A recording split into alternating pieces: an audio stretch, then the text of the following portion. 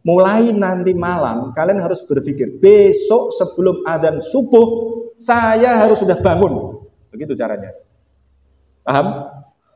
Kalau kalian menancapkan pikiran itu nggak perlu pakai alarm. Pernah nggak lihat ada orang yang kumpul atau santri, pasti dulu pernah tuh, yang semua alarmnya berbunyi tapi nggak ada yang bangun. Pernah lihat? Pernah? Kenapa kok begitu?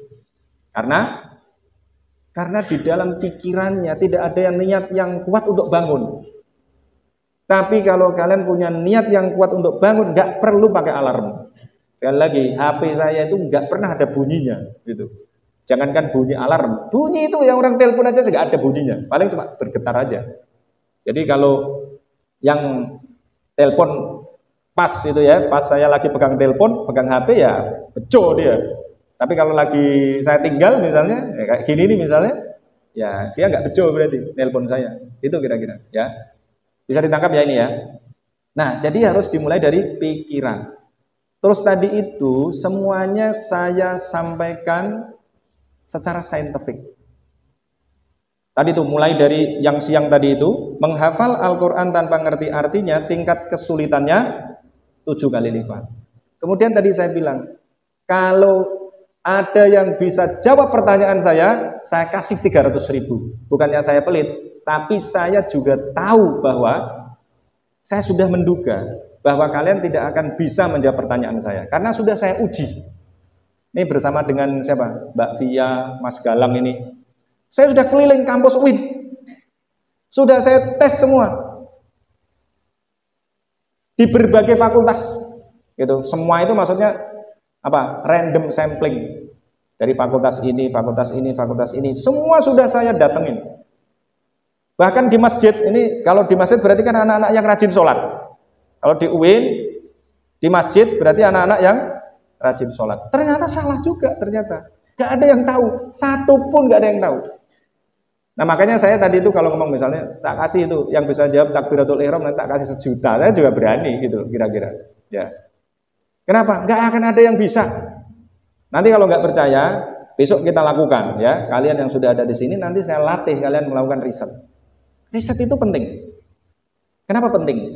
Dulu, kalau saya ini dosen ilmu politik, dulu tidak ada orang yang berani mengatakan nanti yang jadi presiden siapa. Ada yang berani. Atau kalau toh berani, itu orang nekat namanya. Kalau ada doktor ilmu politik mengatakan siapa nanti yang akan jadi presiden tanpa melakukan riset, ya, itu namanya dokter nekat. Itu namanya dokter yang sudah mau menghancurkan kredibilitas dirinya sendiri. Kenapa begitu? Ya pasti salah gitu. Nah, orang-orang yang berani mengatakan itu harus by riset. Semua by riset. Melakukan riset dulu.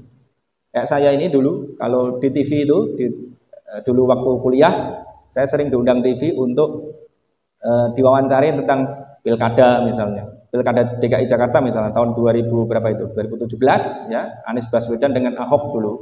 Saya ditanya, Pak Nasih, jadi besok ini yang menang siapa? Anies atau Ahok? Karena saya tidak pernah melakukan riset, saya mengatakan kalau begini, maka yang menang adalah Anies. Tapi kalau begini, dan begitu, maka yang menang adalah Ahok. Loh, jadi yang menang siapa? Ya itu tadi, saya bilang gitu. Kenapa kok saya tidak mengatakan yang menang Anies? Padahal secara pribadi saya mendukung Anies.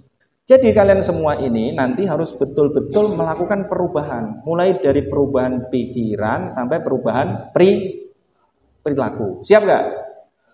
Siap? Ditanya gitu aja, siap gak melakukan perubahan pikiran sampai perilaku? Siap? Ya. Jadi harus berubah.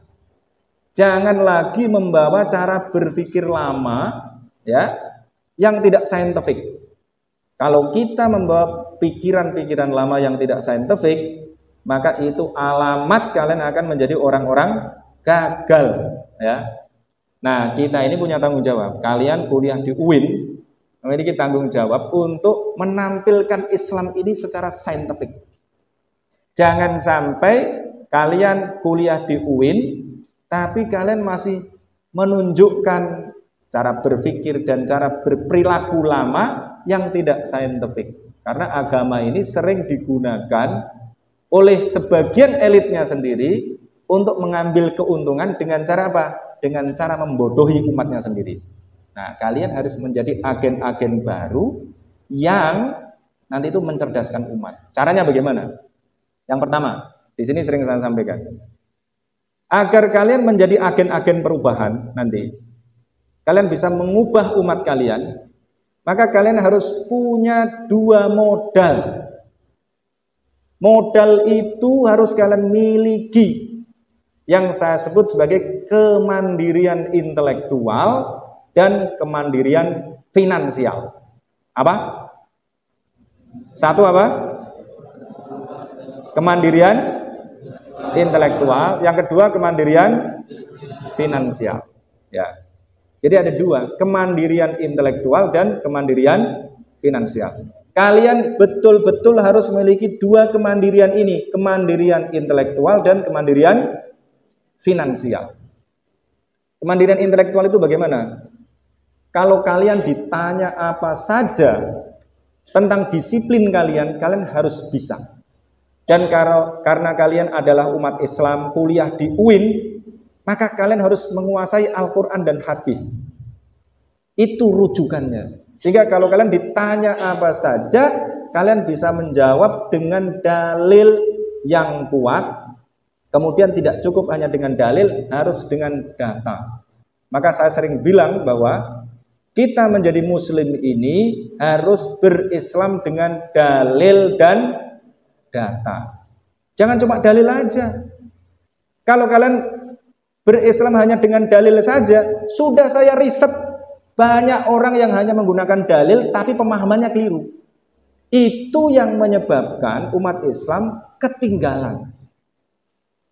Jadi bagaimana? Harus dengan dalil dan data. Nih, saya tanya lagi nih. Kalau bisa saya kasih, mau berapa? 100.000, 200.000, 300.000? Gampang, kalian sudah sering dengar ayatnya ini. Watazawwadu, yang sudah pernah dengar siapa? Watazawwadu fa inna khairaz zadit taqwa. Yang sudah pernah dengar dan hafal ayat itu siapa? Tunjuk jari. 1, 2, 3, 4. Oke, 4 orang. Oke, yang peci Gus Dur nih. Namamu siapa? Muhammad Andika Arifin. Dari mana? Sumeneb, dari Madura. Madura, jauh ya? Sumeneb. Lumayan. Sekarang nggak ada yang jauh. Oke, Andika Arifin. Terus siapa lagi? Belakang mana tadi? Artinya gimana? Watazawwadu fa inna khairaz zadit taqwa. Gimana artinya? Andika. Berbekalah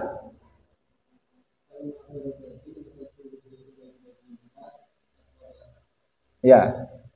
Berbekalah kalian karena sesungguhnya sebaik-baik bekal adalah takwa. Pertanyaan saya Andika. Jadi sebaik-baik bekal apa? Benar atau salah? Yang peci putih. Sebaik-baik bekal katanya takwa. Benar atau salah? Benar. Yang belakang? Benar. Lagi? Yang mana tadi? Yang nggak pakai peci itu? Benar. Nah, itu bukti bahwa kalau kalian pakai dalil saja keliru nih, saksikan ya. Nih. Itu ayatnya gimana? Ayatnya lengkapnya gini. Mulai dari al-hajju asyhurum ma'lumat. Faman farada fihinnal hajja fala rafatha wala fusuqa wala jidala fil hajj. Wa ma taf'alu min khairi ya'lamhullah wa tazawwadu fa inna khairaz zadit taqwa wattaquni ya ulil albab. Jadi ayat ini ayat tentang apa? Tentang haji. Tahu ceritanya? Ayat ini bagaimana ceritanya? Siapa yang tahu? Nah, ini gagal nih dapat hadiah lagi nih. Ceritanya dulu ada orang-orang Yaman yang mau haji. Mereka kepedean. Kita ini kan tamu Allah. Ya. Karena tamu Allah pasti akan diurus oleh Allah. Segalanya akan dicukupi oleh Allah. Akhirnya mereka nggak bawa bekal. Kalian di sini kesini bawa bekal apa enggak? Bawa. Ada yang kesini nggak bawa duit? Ada nggak? Nggak ada kan? Nggak ada. Kira-kira begini, kalau kalian ini tadi dari rumah masing-masing berpikir, wong saya mau nuntut ilmu. Nuntut ilmu kan berjuang di jalan Allah, masa nggak ditolong sama Allah? Maka kalian dari rumah nggak bawa apa-apa. Akhirnya kalian baru sehari di sini nih nggak bisa makan, keleleran kalian. Akhirnya kalian ngutang ke warung-warung sana, 3 hari ngutang terus. Kemudian ditegur oleh Allah, kalian ini kalau mau kuliah bawa duit, bawa bekal gitu. Ya, kalian kalau mau haji itu bawa bekal, watazawwadu. Kalian tuh bawa bekal karena sebaik-baik bekal adalah ketakwaan. Kalau kalian membawa bekal, kalian akan mempertahankan ketakwaan kalian. Ciri-ciri ketakwaan itu apa? Gak meminta-minta, gak ngerepotin orang lain. Kalau saya nih punya tujuan bikin pesantren. Saya nggak boleh minta-minta sama orang. Apa yang saya lakukan? Saya harus punya uang sendiri dulu. Ya, saya dulu begitu. Punya uang sendiri dulu, kemudian saya kasih beasiswa mulai tahun 2011 sampai 2016 santri di sini saya kasih beasiswa. Kemudian bangun gedung, saya nggak pernah bikin proposal sampai hari ini, alhamdulillah. Nggak pernah, 1 kali pun bikin proposal itu nggak pernah. Minta orang itu nggak pernah. Walaupun saya temannya menteri, temannya ketua umum partai, mantan ketua umum partai. Saya kalau minta misalnya, Mas tolong bangunin ini dong, 1 aja, kecil gitu. Mereka nyumbang kemana-mana, gitu. Tapi saya nggak pernah minta. Kenapa? Kalau saya minta, harga diri saya turun. Paham? Kalau saya minta, saya udah nggak temenan sama mereka, tapi saya sudah jadi anak buah mereka, gitu. Itu namanya apa? Harga diri. Nah, orang yang punya harga diri itu berarti mempertahankan takwanya. Bisa ditangkap? Berarti kalau saya ulang lagi, watazawwadu, maka berbekallah kalian karena sebaik-baik bekal adalah ketakwaan. Sebaik-baik bekal kalian apa? Apa? Loh, kalian bawa apa ke sini? Bawa uang kan?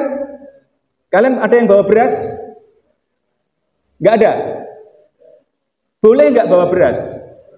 Ya boleh-boleh saja. Tapi gampang mana bawa beras dengan bawa duit? Duit kalian cash? Cash atau ATM? Cash. Ya, kalau cash itu ya masih deso, ya kan? Di sini sudah kan udah pakai apa? Kuiris. Iya kan? Iya, setidaknya itu bawa ATM lah. Kalau uang kalian bawa terus nanti dicuri orang gimana? Iya kan? Berarti sebaik-baik bekal kalian apa? ATM. Oh gitu. Paham? Loh, banyak orang salah loh. Tadi 4 orang jawab itu tadi itu, ya.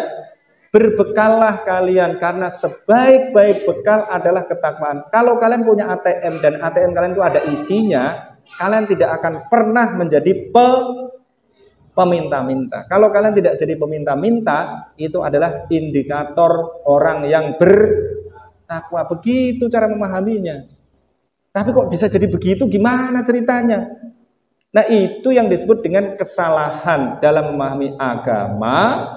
Karena apa? Karena tidak pakai data, gitu. Maka harus berislam dengan dalil dan data. Datanya apa? Datanya sebenarnya simpel, asbabun nuzul sudah ada. Tapi tadi itu logikanya nggak nyampe, gitu. Paham ya? Nah, di sini berarti nanti kan harus ada perubahan. Ini paham beneran apa enggak ini? Nanti loh, ini kok aliran sesat dari mana ini kan? Nanti kan gawat tuh. Ya kan? Gitu. Ini aliran sesat dari mana ini? Kok begini ini? Gitu, ya.